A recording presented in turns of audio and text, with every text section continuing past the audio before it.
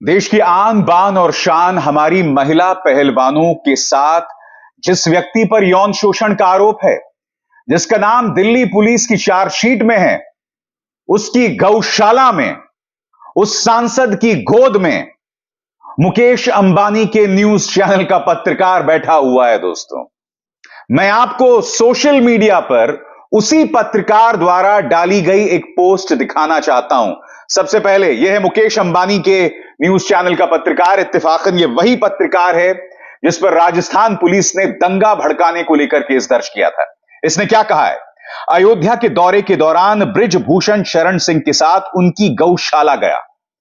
तीनों तस्वीरों पर गौर कीजिए एक एक करके। सबसे पहले यह तस्वीर देखिए, बृजभूषण शरण सिंह पीछे चल रहे हैं और मुकेश अंबानी के न्यूज चैनल का पत्रकार आगे चल रहा है। दोस्ती देखिए दोस्तों, ऐसी दोस्ती जिसे देखकर अमिताभ बच्चन और धर्मेंद्र की आंखों में आंसू आ जाए, जिसके सामने शोले के जय वीरू की जोड़ी जो है वो फेल है। अब दूसरी तस्वीर देखिए, बृजभूषण शरण सिंह बाकायदा इस पत्रकार का हाथ पकड़ के गाय को चारा खिलवा रहे हैं। और तीसरी तस्वीर देखिए, अपने आप में जो प्रेम भाव इस पत्रकार में दिखाई दे रहा है बृजभूषण शरण सिंह को लेकर, बहुत मार्मिक है। आज मैं आपसे एक सवाल पूछना चाहता हूं दोस्तों, क्या आपको वाकई लगता है ये पत्रकार आपकी आवाज उठाएंगे? मैं आपको बतलाना चाहूंगा कि बृजभूषण शरण सिंह अगर किसी और पार्टी के होते, अगर समाजवादी पार्टी के होते, तो अब तक जेल में होते। एफआईआर दर्ज है इस व्यक्ति के खिलाफ। दिल्ली की एक अदालत में चार्जशीट में 6 महिला पहलवानों की गवाहियां हैं। उसका जिक्र मैं आगे जाके आपको करूंगा, मगर आपको बतलाना चाहता हूं, देखिए खुद न्यूज 18 ने क्या कहा था इसके बारे में। मुकेश अंबानी के न्यूज चैनल ने क्या कहा था, यह देखिए। बृजभूषण पर शिकंजा, महिला रेसलर्स के आरोपों की पुष्टि कर रहे फोटोज और अन्य एविडेंस। महिला रेसलर्स के आरोपों की पुष्टि कर रहे फोटोज और एविडेंस, यह है न्यूज 18 की रिपोर्ट। और अब इस तस्वीर को देखिए, किस तरह से इनका यह एंकर जो है बृजभूषण शरण सिंह की गोद में बैठकर उनकी गौशाला में भ्रमण कर रहा है। फिर देखिए साहब, जनसत्ता, रेसलर्स प्रोटेस्ट। 2 पहलवानों ने पुलिस से कहा सांस रोकने के बहाने बृजभूषण ने स्तन और पेट छुए, रेस्टोरेंट और ऑफिस में किया यौन उत्पीड़न। मैं आपसे एक सवाल पूछना चाहता हूं, क्या इस पत्रकार ने बृजभूषण शरण सिंह से महिला पहलवानों के जितने भी आरोप हैं उस पर एक भी सवाल किया होगा? क्योंकि मैं नहीं जानता हूं इससे पहले इस व्यक्ति ने इंटरव्यू किया है या कटघरे में रखा है। इत्तेफाकन ये उन पत्रकारों में से है गोदी मीडिया के, जो रोज प्राइम टाइम पर हिंदू मुस्लिम डिबेट्स करते हैं, जहरीले डिबेट्स करते हैं। उन डिबेट्स का मकसद सिर्फ समाज के अंदर असंतोष और अराजकता फैलाना है। इस तरह के एंकर्स से भारतीय जनता पार्टी बहुत खुश रहती है, क्योंकि उनका चुनावी कैंपेनिंग ये पत्रकार बखूबी कर रहे हैं।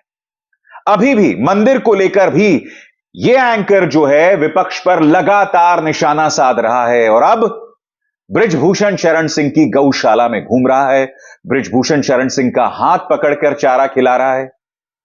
ऐसा आत्मीय प्रेम आप कहां देखेंगे? दिल को छू लेने वाली मोहब्बत आप कहां देखेंगे जो यहां दिखाई दे रही है?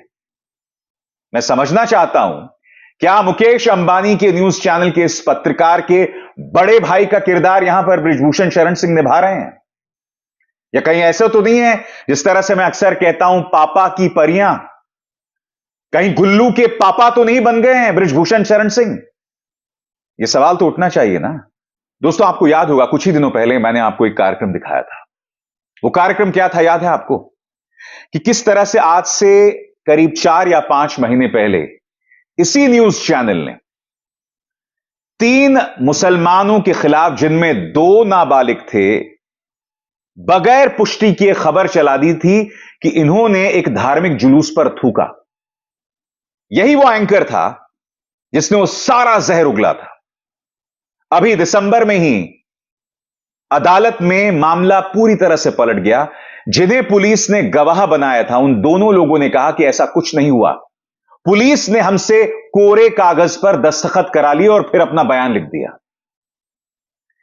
यह वही एंकर था जिसने इस मुद्दे पर प्राइम टाइम में जहर उगला था। और जब अदालत का यह फैसला आया तो इसमें इतनी भी शर्म नहीं थी कि उस पर माफी मांगे या कम से कम वो खबर ही दिखा दे। इन पर दंगा भड़काने को लेकर केस हो चुका है, मगर इन पर कोई असर नहीं पड़ता। ये लोग एक प्राइम टाइम में दंगा भड़काने की कोशिश करते हैं, बेशक उन पर केस हो जाए, वो भूल जाते हैं, अगले दिन फिर शुरुआत करते हैं, फिर उसके बाद भूल जाते हैं, अगले दिन फिर शुरुआत करते हैं। इनको अंदाजा नहीं है कि आने वाले वक्त में ये अपने बच्चों के लिए कैसा भारत छोड़ के जा रहे हैं। शर्म इनको मगर आती नहीं। शर्म आएगी कैसे? क्योंकि इनका काम सिर्फ एक ही है, भाजपा के लिए वोट बटोरना।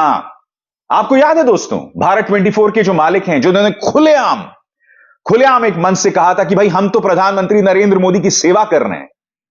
इनको शर्म तक नहीं आती है दोस्तों। 2014 से पहले आप इन चीजों की कल्पना नहीं कर सकते थे, क्योंकि पत्रकार का काम होता है जनता की आवाज, पत्रकार का काम होता है ताकतवर को जवाबदेह बनाना। यहां तो पत्रकार ताकतवर की गौशाला में घूम रहा है, वो ताकतवर जिसके खिलाफ गंभीर आरोप हैं।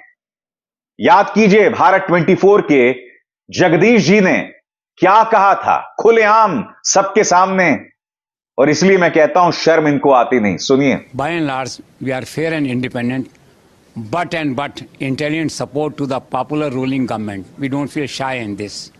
सोच के भी हैरत होती है दोस्तों।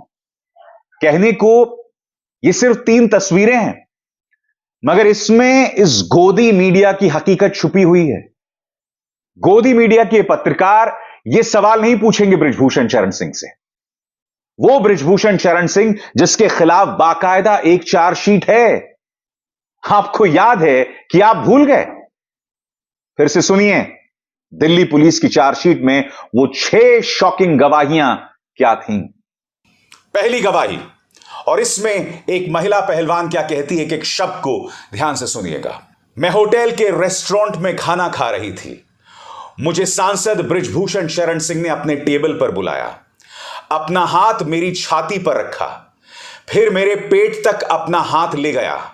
वो मेरे मना करने के बावजूद उसने ऐसा 3 बार किया। WFI के दफ्तर में मेरी मर्जी के खिलाफ उसने मेरी हथेली, घुटनों, जांघों और कंधों को छुआ।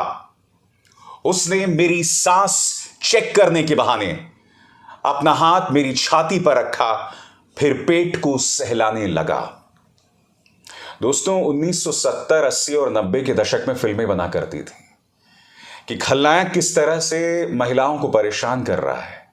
ये सब जो हो रहा है, इसके सामने तो 70, 80 और 90 के दशक के अमजद खान, रंजीत, डैनी डेंगजम्पा, अमरीश पुरी वो शर्मिंदा हो जाएं।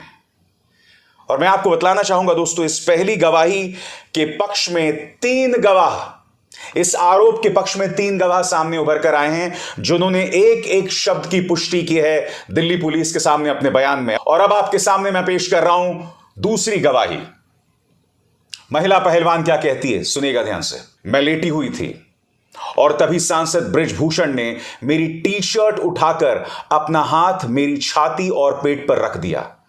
फेडरेशन के दफ्तर में मेरे भाई को पीछे रहने के लिए कहा गया। उससे कहा गया कि तुम अपने रूम में बने रहो। कमरे में सांसद ने मुझे अपनी तरफ जबरदस्ती खींचकर मेरे साथ शारीरिक करीबी बनानी चाहिए। मैं आपको बतलाना चाहूंगा दोस्तों, इस आरोप के 2 समर्थक गवाह थे, उस महिला पहलवान का पति और उसका भाई। अब हम आते हैं तीसरी गवाही की तरफ। दोस्तों, जैसे जैसे गवाहियां बढ़ रही हैं ना दोस्तों, आरोप और भी संगीन होते जा रहे हैं। तीसरी गवाही आपकी स्क्रीन पर। अपने मां बाप से फोन पर बात करने के बहाने मुझे अपने बिस्तर की तरफ खींचा और मेरी मर्जी के खिलाफ मुझे अपनी बाहों में ले लिया। मुझसे कहा कि अगर तुम मेरे साथ शारीरिक संबंध रखोगी तो मैं तुम्हें सप्लीमेंट्स दूंगा, जिसकी जरूरत हर पहलवान को होती है। इस आरोप के 4 समर्थक गवाह थे, महिला पहलवान की मां और 3 पहलवान। अब बारी है चौथी गवाही की। मेरी सांस चेक करने के बहाने सांसद बृजभूषण शरण सिंह ने मेरी टी-शर्ट के अंदर हाथ डाला और मेरी छाती और नाभि को छुआ। इस आरोप की पुष्टि कोच और 3 पहलवान कर रहे हैं। 5वीं गवाही आपके स्क्रीन पर। मैं फोटो खिंचवाने के लिए खड़ी हुई थी, तभी सांसद का हाथ मेरे पीछे गया और जब मैंने विरोध किया तो मेरे कंधों को पकड़कर मुझे अपनी तरफ खींचा। यहां जो पीछे की बात की जा रही है दोस्तों, सांसद बृजभूषण शरण सिंह ने इस गवाही के मुताबिक उनके बटॉक्स को छूने की कोशिश की थी। इस आरोप की पुष्टि 2 रेफरीज ने की है। अब हम रुख करना चाहेंगे छठी गवाही का। छठी गवाही दोस्तों बहुत कुछ कहती है। इस गवाही से यह पता चलता है कि न सिर्फ सांसद जबरदस्ती कर रहे थे, बल्कि कहीं ना कहीं वो महिला पहलवानों के चरित्र पर भी सवाल उठा रहे थे। यानी कि सांसद महोदय को ऐसा लग रहा था कि अगर खिलाड़ी ऐसा नहीं कर रही हैं तो नखरे कर रही हैं, ये तो इनकी आदत है। बताता हूं ये छठी गवाही क्या कहती है। मेरे साथ फोटो खिंचवाने के बहाने मुझे अपनी तरफ खींचा और जब मैंने विरोध किया तो सांसद बृजभूषण शरण सिंह ने मुझसे कहा, ज्यादा स्मार्ट बन रही है क्या? आगे कोई कंपटीशन नहीं खेलना। इस गोदी मीडिया का सिर्फ 2 काम है दोस्तों, या तो समाज के अंदर जहर फैलाना, या फिर प्रधानमंत्री कार्यालय के एक सज्जन है जिनकी तरफ से एक टूल किट जारी हो जाता है। रोज किसी ना किसी टूल किट के सहारे ये लोग काम करते हैं। कभी टूल किट इस बात को लेकर जारी होता है कि किस तरह से शंकराचार्यों को बदनाम किया जाए और सोमनाथ मंदिर का हवाला दिया जाए।